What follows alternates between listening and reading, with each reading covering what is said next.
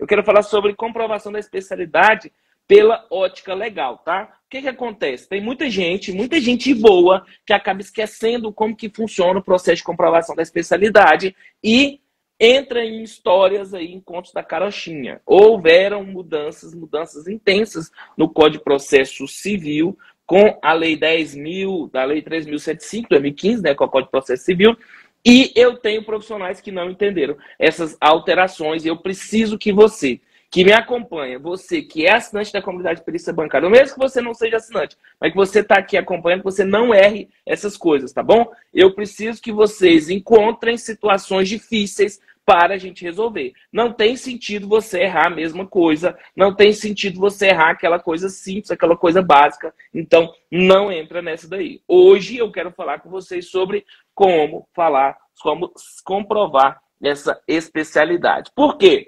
Porque houve uma alteração muito forte no Código de Processo Civil com a Lei 13.105, que institui o novo Código de Processo Civil. O CPC anterior, ele olhava para o perito de uma situação muito diferente do que é a atuação do perito hoje. O CPC de 1973, ele colocou um monte de empecilhos. Entenda, é uma regra processual que é criada no meio do período militar.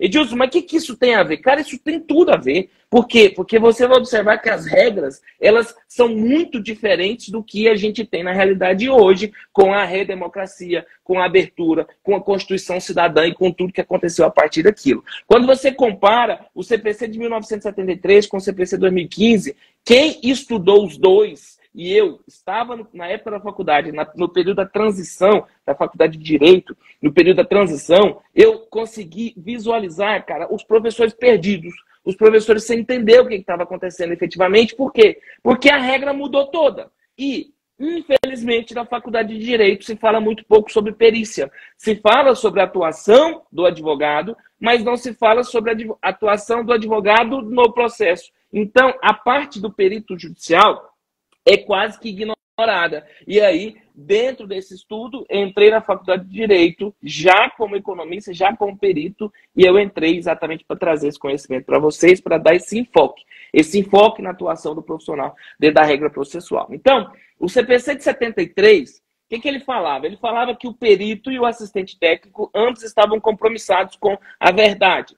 O perito está realmente compromissado com a verdade, mas o CPC 63 colocava uma coisa meio maluca. O perito, ele estava sob a lei do processo civil e também sobre a regra do processo penal. E isso gerou um monte de livros, um monte de gente. E tem um monte de gente que foi criado no CPC 73 que ainda acredita em um monte de coisas que não tem aplicação para o perito judicial. Você precisa entender que tem uma diferença entre o perito judicial e o perito criminal. O perito judicial ou perito oficial, o perito judicial, o perito forense. Aí você fala, Edilson, mas às vezes eu acho que eu sou um perito forense porque eu estou dentro do fórum. Se você for pensar assim, se você estiver dentro de um forno, você é um bolo, né? Não é assim que funciona. Você vai ter a sua atuação dentro daquela sua área de especialidade. Não é assim. Eu fui nomeado, automaticamente eu passei no concurso público? Não. Eu fui investido em uma função pública porque eu estou como perito? Não, meu amigo. Função pública, você é investido numa função pública por meio de um concurso público. Se você quer ser funcionário público, faça um concurso público, não tem que ser perito. Por quê? Porque o caminho é outro, a brincadeira é outra, é totalmente diferente. Por que eu estou te contando tudo isso? Porque o pessoal vai lá e faz um curso com perito criminal. Tem acontecido muito isso. Contadores que estão entrando na área da perícia grafotécnica, e eu apoio integralmente os contadores que decidem entrar na área da perícia grafotécnica, os administradores que entram na área da perícia grafotécnica, os economistas que entram nessa área, que é uma área muito interessante, é uma área que tem crescido muito, uma área que tem uma boa remuneração, além de uma quantidade absurda de nomeações. Agora, você precisa entender que uma coisa é o perito. Aí o cara entra na perícia grafotécnica, ele vai fazer uma pós-graduação em documentoscopia ou em perícia digital. Aí lá nessa pós-graduação em perícia digital que ele vai fazer, ele tem uma aula com um monte de peritos criminais. Por quê? Porque geralmente a questão de papiloscopista é feita pela Polícia Civil. Aí ele tem aula com perito criminal. que é um profissional concursado, um profissional que fez o curso de formação ali dentro das ciências criminais. E aí, o que ele faz? Ele acha que o fato dele ter feito aquela pós-graduação trouxe para ele todas as responsabilidades que o perito criminal, como funcionário público, tem. E, inclusive, tem alguns que falam, não, a gente vai responder pelo crime de peculato. Ei, para, irmão, para. Não mistura as coisas, não. Eu estou aqui exatamente para esclarecer, para você não cometer esses erros, para você não misturar alhos com bugalhos. Então, o perito judicial, o perito que está sendo nomeado pelo juízo, ele vai estar sob as regras da Constituição Federal. E aí, estando sob as regras da Constituição Federal, você tem que lembrar que o contraditório e a ampla defesa é um princípio constitucional, está no artigo 5º da Constituição, ou seja, um dos direitos fundamentais. O próprio Estado Democrático de Direito se funda sobre esse princípio, ou seja, contraditório e ampla defesa. Se você entende que existe um contraditório, uma ampla defesa como princípio constitucional e que você sempre vai ter que respeitar esse princípio constitucional, você não vai ignorar o assistente técnico, você não vai tratar mal o assistente técnico, porque é o assistente técnico que está ali garantindo o contraditório técnico. Da mesma forma que o juiz, ele está ali como pessoa imparcial, como pessoa desinteressada. O perito está ali como pessoa imparcial, como pessoa desinteressada. Se ele é uma pessoa desinteressada, eu preciso de um advogado para fazer a petição, solicitando que o juiz faça alguma coisa. Eu preciso de um outro advogado da outra parte, fazendo uma contestação e uma outra petição, solicitando que o juiz faça alguma outra coisa. A mesma coisa acontece com o perito judicial. O perito judicial, ele vai estar ali olhando o que foi solicitado pelos advogados e acompanhando o trabalho acompanhando o que os assistentes técnicos estão fazendo também. Então, acontecia muito no CPC de 73 a seguinte situação: o perito judicial, ele se achava mais importante do que o assistente técnico. Por que ele achava mais importante que o assistente técnico? Ele falava, eu sou o auxiliar do juízo. Era esse o nome do CPC 73, tá? Eu não errei, não. Eu sou o auxiliar do juízo. Se eu sou um auxiliar do juízo, eu estou acima dos assistentes técnicos, que são meros auxiliares dos advogados. Aí você fala o seguinte, ei, peraí, mas não tem hierarquia entre juiz e advogado, porque que haveria hierarquia entre perito e assistente técnico? Mas é uma visão equivocada, que foi se mantendo ao longo dos anos, e que você, que me acompanha, não pode cair nessa situação. Você que me acompanha não pode errar essas situações. Você pode errar alguma outra situação. E como que o perito, então, o perito, ele vai ser nomeado dentre os profissionais que sejam legalmente habilitados e especializados, é a regra do CPC atual. A pergunta que fica é como que você comprova a sua especialidade? Como que você comprova a sua especialidade? Algumas pessoas, elas acreditam que por causa da regra que foi colocada no Código de Processo Civil, que ela vai comprovar isso por meio de um certificado de pós-graduação. E, achando isso, elas aceitam entrar em umas pós-graduações que não têm a menor condição de ser considerada uma pós-graduação. Para você ter uma ideia, eu fui, a gente está reformulando as nossas pós-graduações enquanto IBCAPA, e eu fui pesquisar como que tá as pós-graduações dos nossos concorrentes. Eu vou falar um negócio para vocês, cara. Tem um monte de pós-graduação em perícia contábil aí que não diz nada com nada. Na própria programação, no próprio nome das disciplinas dele, não diz nada com nada. E aí você fala, cara, se o cara que montou essa pós-graduação não sabe os conteúdos que precisam ser tratados, como que os alunos vão sair de lá sabendo como fazer esse trabalho? Impossível os alunos conseguirem sair de lá sabendo fazer esse trabalho. É exatamente por isso que tem muita gente por aí com um certificado de pós-graduação que acredita que esse certificado de pós-graduação é o que vai garantir que essa pessoa tenha uma certa especialidade, e não é isso. Quando o legislador, ele colocou o seguinte, olha, artigo 465 do Código de Processo Civil. Artigo 465, vou até pesquisar aqui para eu ler o teor do artigo certinho. Artigo 465 do Código de Processo Civil. O que ele fala? Ele fala assim, ó, o juiz nomeará perito especializado no objeto da perícia. Especializado. O juiz não marcou, o legislador não marcou especializado porque ele queria que você tivesse um título de pós-graduação.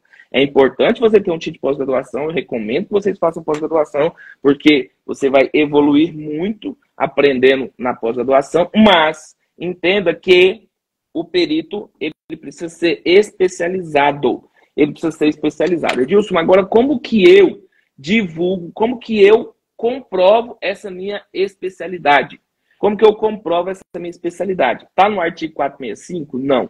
A comprovação da especialidade vai estar no artigo 156. 156 do Código de Processo Civil. No parágrafo 4º, não, no parágrafo 3º. No parágrafo 3º, ele vai falar sobre como que você se mantém no cadastro de peritos e como que você comprova essa especialidade. Olha só, artigo 156 do Código de Processo Civil, parágrafo 3º. Os tribunais realizarão avaliações e reavaliações periódicas para manutenção do cadastro, considerando a formação profissional, a atualização do conhecimento e a experiência dos peritos interessados. Veja que, na hora de você comprovar essa sua especialidade, você vai comprovar isso por meio de formação profissional, ou seja, por cursos de formação profissional. Não é, eu fiz um curso em perícia contábil, automaticamente eu estou habilitado a atuar em qualquer perícia contábil. Não. Por quê? Porque o artigo 158, você está vendo que você precisa estudar o Código de Processo Civil, você precisa entender as várias partes dele. O artigo 158 do Código de Processo Civil, ele fala que o perito que por dolo ou culpa causar prejuízo a qualquer uma das partes, vou ler aqui para você, ó. O perito que por dolo ou culpa prestar informações inverídicas responderá pelos prejuízos que causar a parte e ficará inabilitado de atuar em outras perícias de 2 a 5 anos, independentemente das demais sanções previstas em lei, devendo o juiz ainda comunicar o fato ao respectivo órgão de classe para adoção das medidas que entender cabíveis. Veja que o artigo 158, na hora que ele colocou essa questão de, olha, se o perito trouxer informações inverídicas, tanto faz se é com dolo ou se é por culpa. Edilson, o que é essa história do dolo e da culpa? Básico, cara, é bem básico. Ó, infelizmente, você vai precisar, claro, você vai precisar de formação complementar para você entender essa discussão. Mas quando eu falo de dolo, você já deve ter assistido aqueles filmes, pelo menos aquelas notícias policiais, né? E o cara fala assim, olha, o cara foi suspeito de homicídio doloso. Edilson, o homicídio doloso é um homicídio com dolo. Ele é doloso porque o cara tinha a intenção de matar. Entendeu? Então, homicídio doloso é um homicídio em que a parte tinha interesse de matar. Se a parte tinha interesse de matar, ela tinha dolo. Ela tinha intenção aplicada ao caso em si. Que às vezes a pessoa só tem a ideia. Eu fiquei com tanta raiva daquela pessoa que eu pensei em ir lá e dar um murro na cara dela. Mas você foi lá e fez? Não. Então, você simplesmente teve uma vontade, mas não teve a ação. Agora, o dolo não, é a intenção de prejudicar com a ação, com o objetivo de gerar um determinado resultado. Então, se o perito tiver dolo, ele apresentou informações verídicas no processo com esse objetivo, ou seja, ele tinha dolo, ele vai responder de acordo com o artigo 158. Além de pagar o prejuízo que ele causou para a parte, ele ainda vai receber multa lá no Conselho de Fiscalização Profissional dele. É assim que funciona. Agora, Edilson, e se o perito causar prejuízo para a parte sem saber? E se ele fizer isso sem ter noção? Essa semana, hoje é quarta, semana passada entrou em contato comigo uma pessoa explicando como que ela fazia o procedimento antes dela entrar para a comunidade de perícia bancária. Ela falou, olha, eu fazia assim, assim, assim, assim, e eu sempre tive os meus laudos homologados. E aí, a minha resposta para a pessoa foi o seguinte, cara, o fato do seu laudo estar homologado não quer dizer que ele está certo. Por que não quer dizer que está certo? Simplesmente porque o juiz que nomeou aquela pessoa para fazer o cálculo não sabe fazer o cálculo. Não tem ninguém conferindo o cálculo. Por isso que é essencial que em uma relação jurídico-processual eu tenha o advogado de uma parte, eu tenho o advogado da outra parte, eu tenho o assistente técnico de uma parte, eu tenho o assistente técnico da outra parte. Aí o juiz vai estar no meio do caminho e o perito vai estar ali junto com o juiz. Por quê? Porque se o perito fizer errado, o advogado não sabe fazer cálculo. Se o advogado não sabe fazer cálculo, o que vai acontecer? O perito apresentou um cálculo errado. O advogado não sabe conferir esse cálculo, simplesmente vai ficar o cálculo errado do perito. Agora, Edilson, se o perito fez um cálculo errado, o advogado manda para o assistente técnico. O assistente técnico fala, não, tá errado aqui, ó. Ele fez errado, não é desse jeito que faz. E o outro advogado da outra parte também tem um assistente técnico, o assistente técnico falou, verdade, tá errado isso aqui, não é assim que se faz. Simplesmente o juiz vai falar, perito, você fez errado. E aí o juiz vai falar que ele fez errado, vai mandar ou ele corrigir, que é a resposta à impugnação, né? Ele vai ter a oportunidade de corrigir, ou o juiz vai destituir esse perito por insuficiência, pelo trabalho estar insuficiente ao que deveria, destitui, coloca um outro perito que saiba fazer do jeito certo. Agora, imagina a seguinte situação, o perito fez errado e o advogado da parte não tem assistente técnico, ou seja, ele não sabe que está errado, ele não tem alguém para conferir os cálculos para falar se está certo ou se está errado. Aí o que vai acontecer? Ele não vai falar nada, porque ele não sabe que está errado. O advogado da outra parte também não sabe que está errado. Ou, às vezes, o advogado da outra parte, ele tem um assistente técnico e ele fala assim, ei, o perito errou, mas ele errou de um jeito que é benéfico para mim. Se o perito errou de um jeito que é benéfico para mim, eu que sou advogado da parte, não vou reclamar desse perito. Aí, veja como que funciona a situação e que tem muita gente fazendo errado. Olha, o perito pisou na bola. Eu vou falar, tem muito perito pisando na bola, viu? O perito foi lá, fez errado. O advogado da parte que estava sendo prejudicada não tinha assistente técnico. O que aconteceu? Ele não soube impugnar, não fez a impugnação.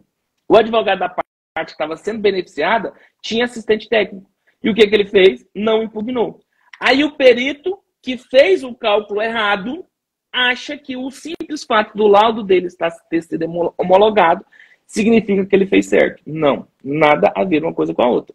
Existem muitos casos, e eu falo para vocês, Edilson, pode corrigir erro material, erro de cálculo? Pode corrigir erro material. Só que eu tenho visto muitas injustiças se consolidando porque os advogados não sabem que precisava de alguém para conferir o cálculo do perito.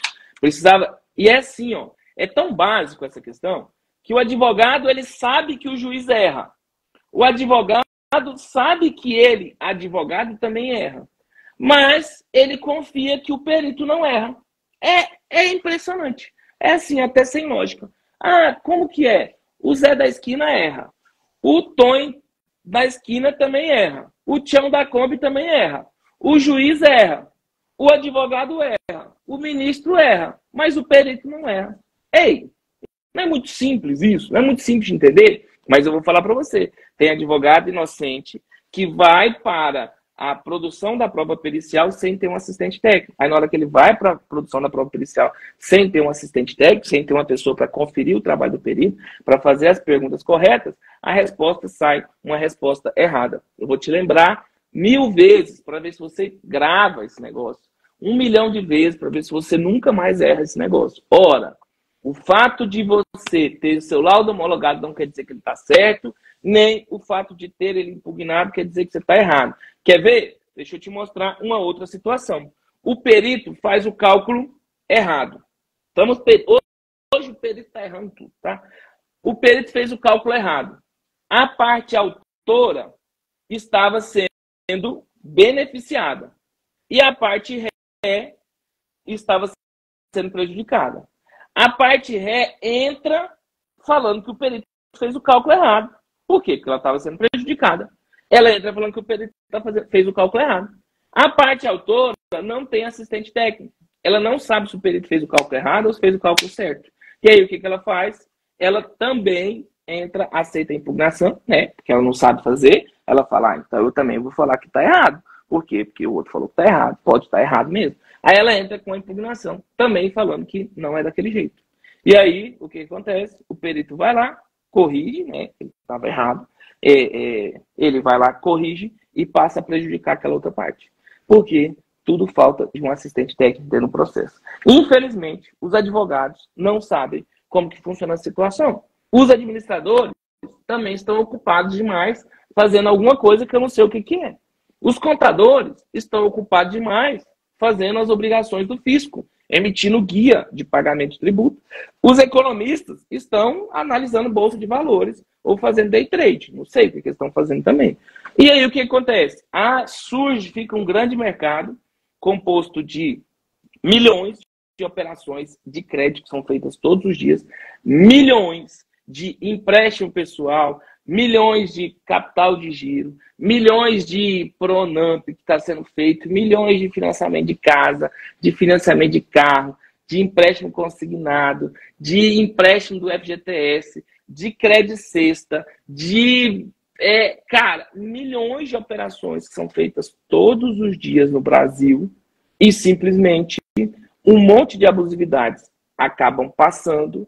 Por quê? Porque eu não tenho um administrador que consiga orientar o cliente, eu não tenho o contador que consiga orientar o cliente, eu não tenho o economista que consiga orientar o cliente, o engenheiro não sabe fazer o cálculo, porque ele sabe fazer cálculo de ponte, entendeu? Ele não sabe como funciona a matemática financeira, nem tem habilitação legal para atuar, e simplesmente o cliente vai ficando abandonado. Eu estou aqui, eu tenho estado aqui todos os dias para mostrar para vocês como mudar essa realidade.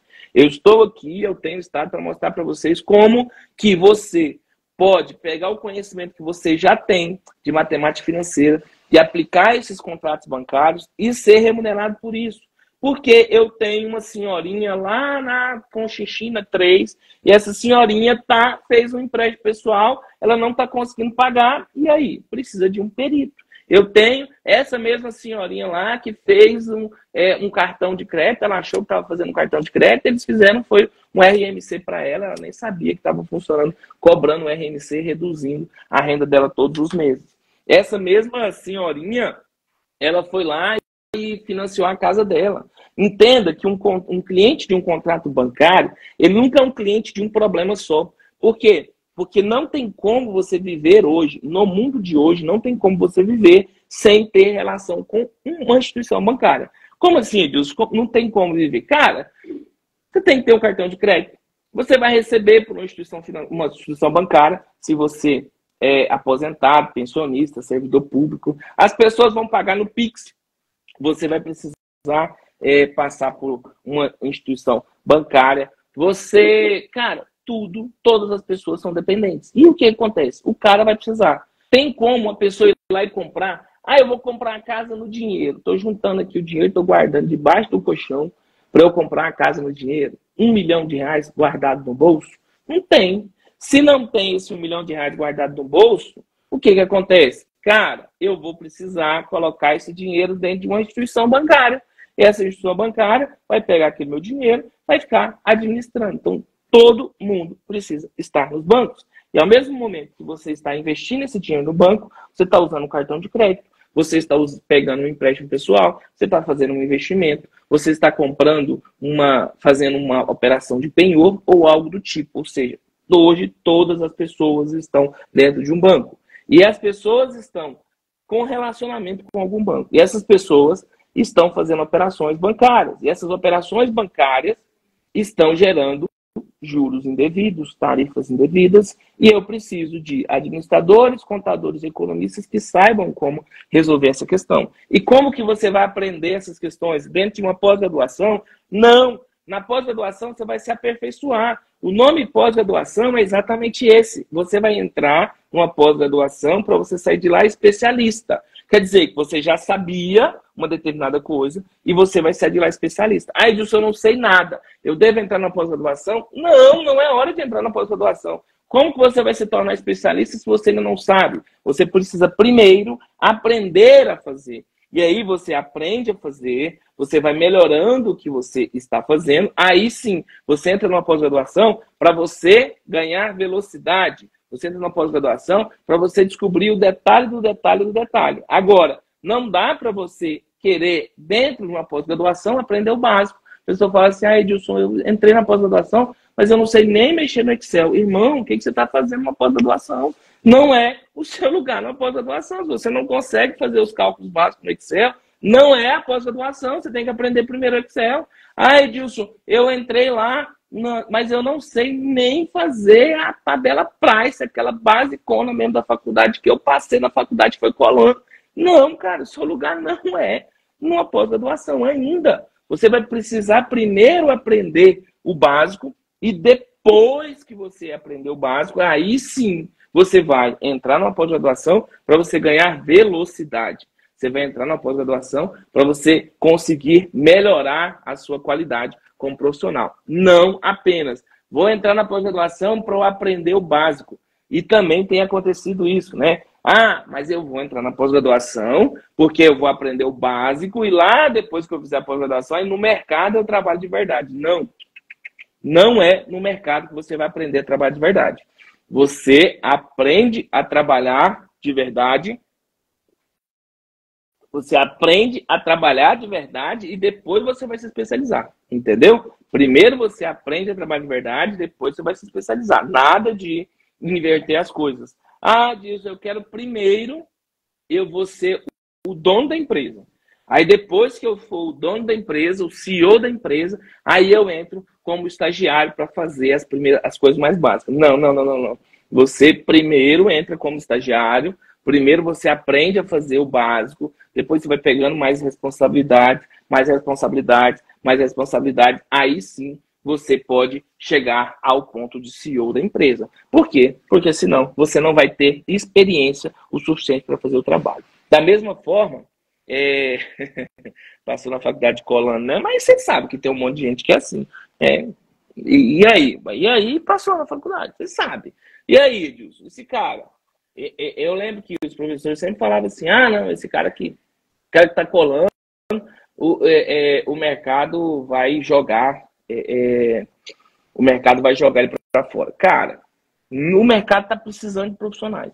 O mercado está procurando profissionais, está precisando de profissionais e simplesmente esse cara também vai arrumar algum emprego. Ele também vai conseguir alguma coisa. Aí você vai falar, aí, meu amigo, a gente precisa se tornar especializado em alguma área. Você precisa se tornar especializado em alguma área. E como que você vai se tornar especializado em alguma área? Fazendo cursos de aperfeiçoamento. A formação básica você tem que fazer antes da pós-graduação. Fazer curso de aperfeiçoamento para você conseguir, aí sim, ter a base. Depois você vai se especializar na pós-graduação, depois você vai conseguir velocidade, depois você vai conseguir agilidade, depois você vai descobrir os detalhes. Aí os detalhes você descobre na pós-graduação. Mas como fazer, você tem que aprender por fora. O basicão você tem que aprender por fora, tá bom? E a gente está nessa semana com a Black November do IBCAPA e hoje a promoção de hoje é no curso Matemática Financeira para Peritos.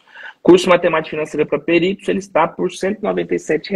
Vocês sabem que esse é um curso onde eu entro para ensinar, eu mesmo entro para ensinar para vocês o que você precisa saber sobre matemática financeira. Eu vou ensinar o que a faculdade acabou não te mostrando. Olha só, então você tá assim, tá bom, mas deixa assim, para que você vai reclamar?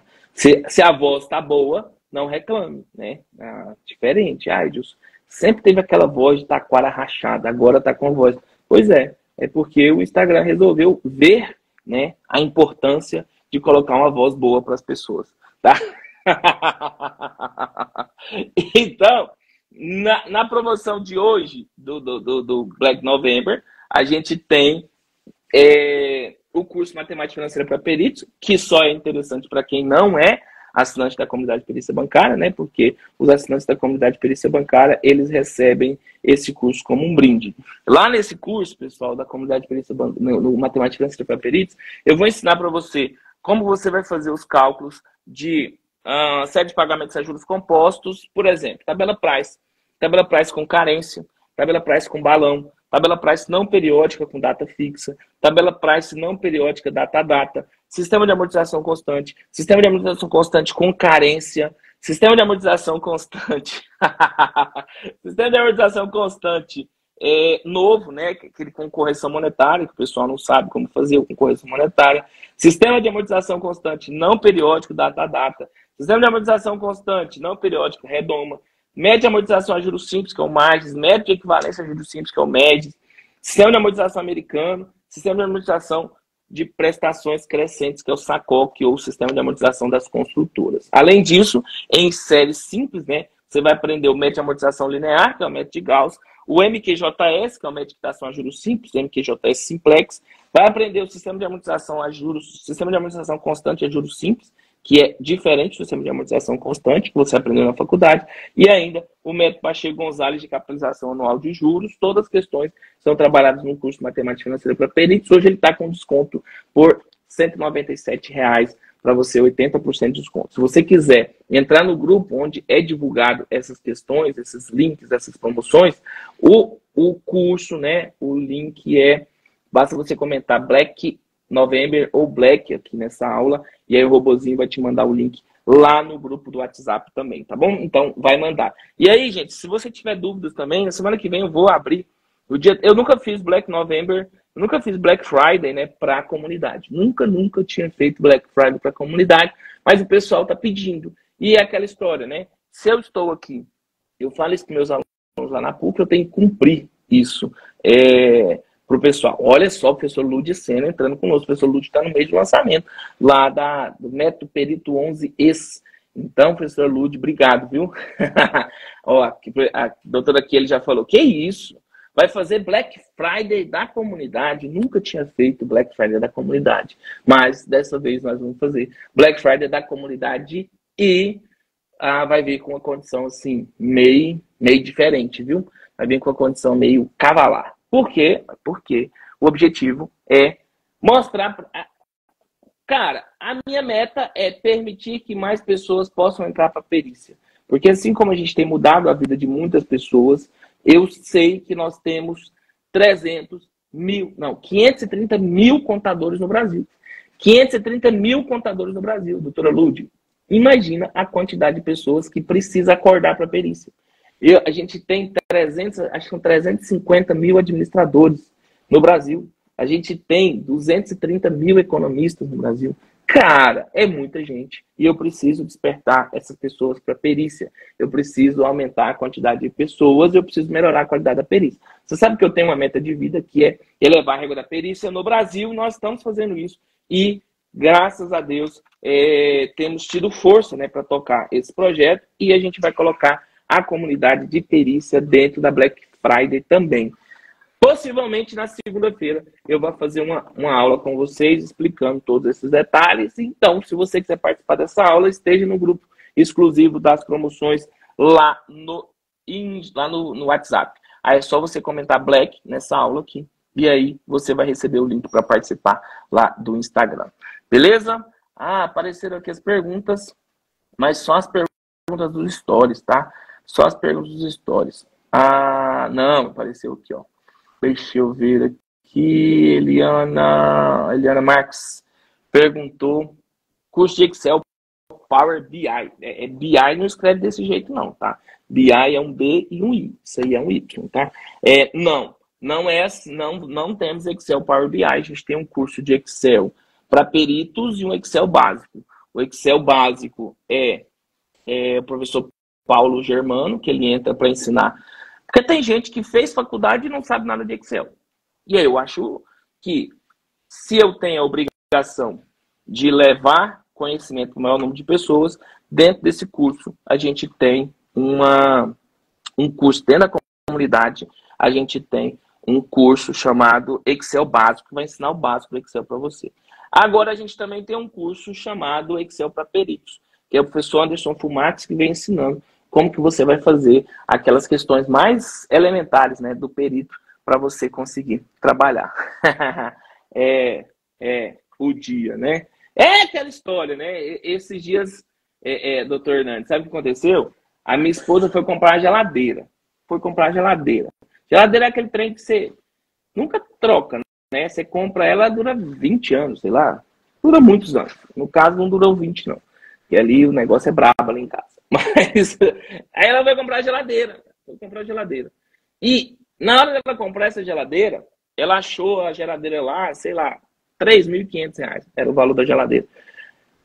E ela foi e comprou, né? Claro, mandou entregar, porque meu papel é trabalhar e o papel dela é gastar. E eu não estou reclamando. Aí ela foi lá, comprou a geladeira, pediu para entregar. E no outro dia, doutor Hernani, a gente passou na frente da mesma loja, a geladeira estava mais barata.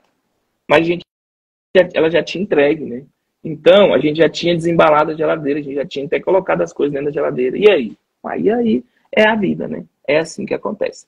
Mas pode ficar tranquilo que quem entrar na Black Friday vai ter uma condição que eu vou falar para você, viu? Até eu, se eu tivesse em dúvida, eu entraria por causa dessa condição especial que vai acontecer dentro da Black November.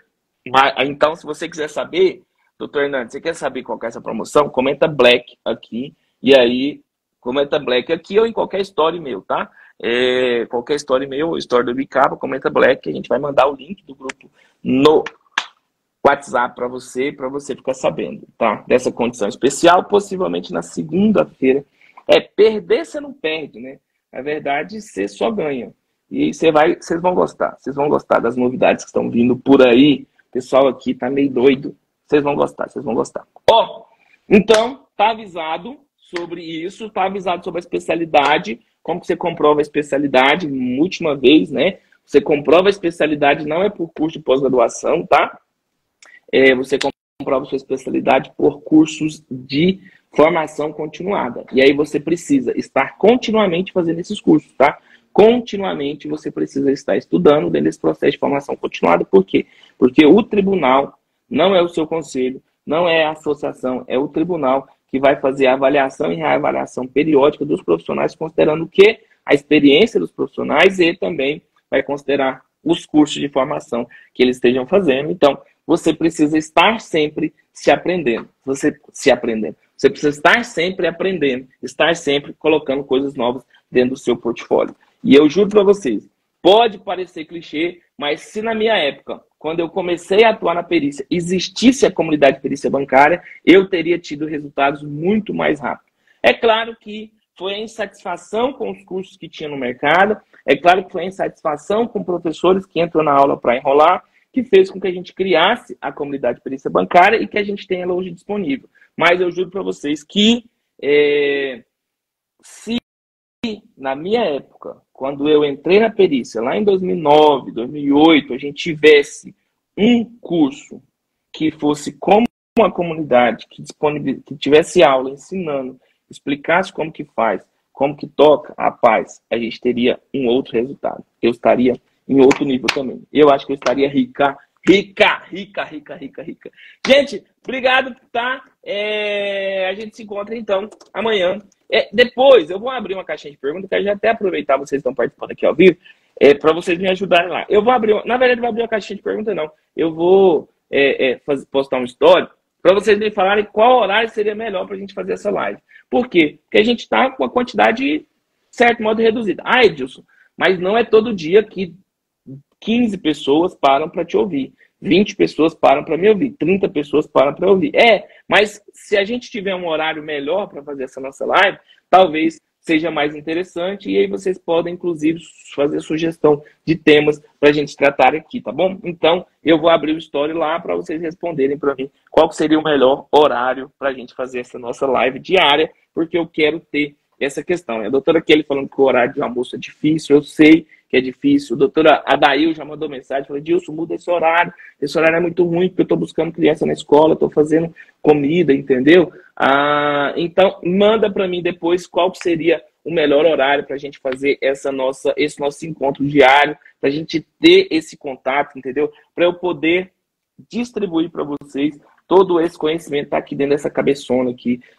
Tem um bocado de coisa que eu preciso compartilhar com vocês e também aprender junto com vocês, tá bom? Então, me digam aí depois qual que é o horário, eu vou botar um story lá e aí vocês me respondem qual seria o melhor horário para essa nossa live, para esse nosso encontro diário. Por enquanto, um grande abraço para vocês, fiquem com Deus e a gente se fala. Tchau, tchau, gente. Obrigado. Valeu.